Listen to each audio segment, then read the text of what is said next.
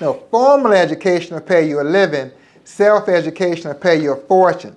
That's why we're reading these books, so we can get better. John Maxwell, 21 Irrefutable Laws of Leadership. This is, we're just getting into it. I'm in the introduction. So this is basically the 10-year revision of this book. So he wrote the book 10 years ago, he revising it, and listen what he says. He says, as a conference and event speaker, I often teach the principles I write about in my books, and I am constantly updating my material.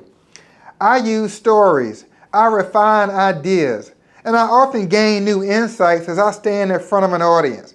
However, when I go back to the books that I've previously written, first, I become aware of how I've changed since I've written them. But second, I become frustrated because the books can't grow and change along with me. Family, my insight on that point, he said I become aware of how I've changed since I've written them, because I read a lot of the same books over and over. And I become aware of how much I've changed since I read the book the first time.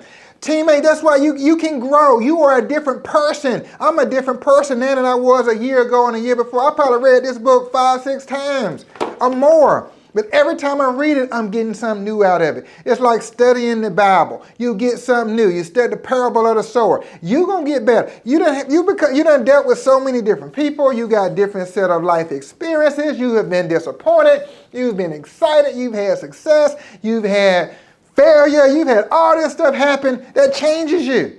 And you keep reading this stuff, man, and then you just keep on growing. Ooh-wee. He says, I've changed since I've written them, and I wrote, I've changed since the last time I read them. Y'all ain't excited. I'm going to get me a daggum amen in church one day. All right, so listen to this. Then he goes on and he starts talking about, this is just the intro. He's talking about the lesson he learned over the process of revising the book. So that's the second point. He said there are two things I've been reminded of as I've taught the 21 laws for the last 10 years. One, leadership requires the ability to do more than one thing. Teammates, you got to be able to walk and chew gum at the same time.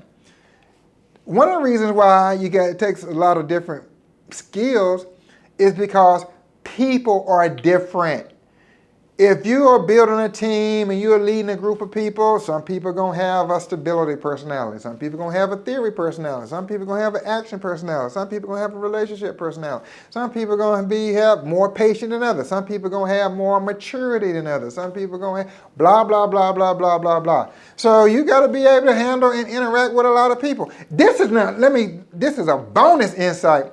What I found is when newer people building a team, when they get somebody on their team that's difficult, meaning they don't agree with everything you say, they challenge you or question you.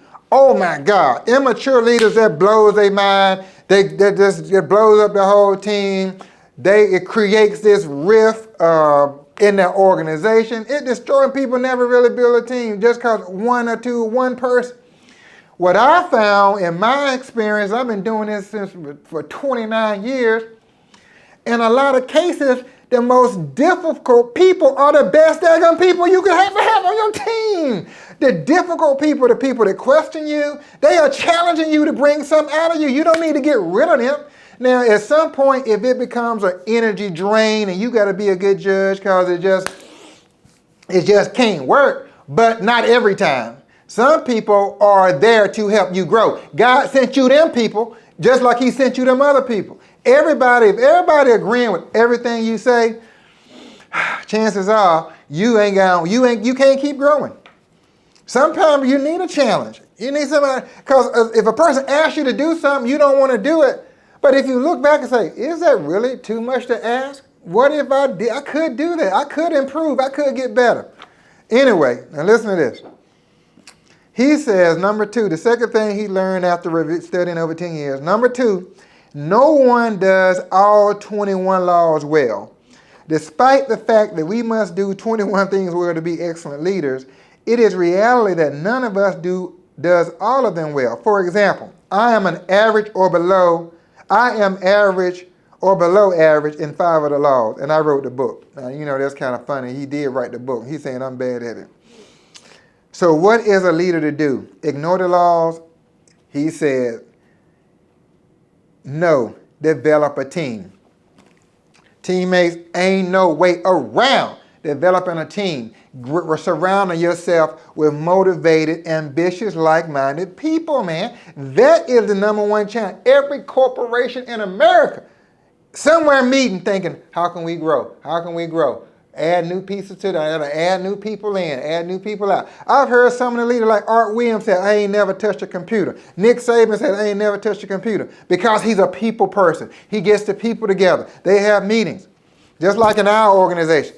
We got to get everybody on our team. You got to figure out how to get an in-person meeting going on immediately. If you're recruiting people, it's got to turn into people just signed up to sell insurance or whatever they did to an organization where people working together and moving together with a team chant, with like Shantae said earlier, with a chant, with a this, with a t-shirt. You can't get the people in the same room to buy the daggum shirt. You got to get the people in the room together, which is not easy to do. And that's why everybody don't make millions of dollars, by the way. But for those of us who going to keep on daggum working and moving until we figure it out, we're going to win this game. Last point, and I'm going to let y'all go. Who doesn't want, so listen to this. Now he goes on, some things never change. And he's talking about, first he was talking about what he learned. Now he's talking about what didn't change. The laws can be learned. The laws can stand alone. Laws carry consequences. The laws are the foundation of leadership. The last paragraph in the introduction, he says, no matter where you are in the leadership process, know this. The greater number of laws you learn, the better leader you will become. Each law is like a tool ready to be picked up and used to help you achieve your dreams and add value to other people. Pick up even one and you will become a better leader. Learn them all, and listen to this, learn them all and people will gladly follow you. Well, who doesn't want that? I guess if you don't see yourself as a leader, maybe you don't want that. But if you hearing my voice right now, and when you read that sentence and it says, learn them all and people will gladly follow you, that's the audience. That's the people we're looking for. Those are people that can see a vision of, for me to accomplish anything bigger than just a goal for myself, I gotta do it with some other people. And I gotta put some energy into finding those people. So in our world, we're building a financial services business.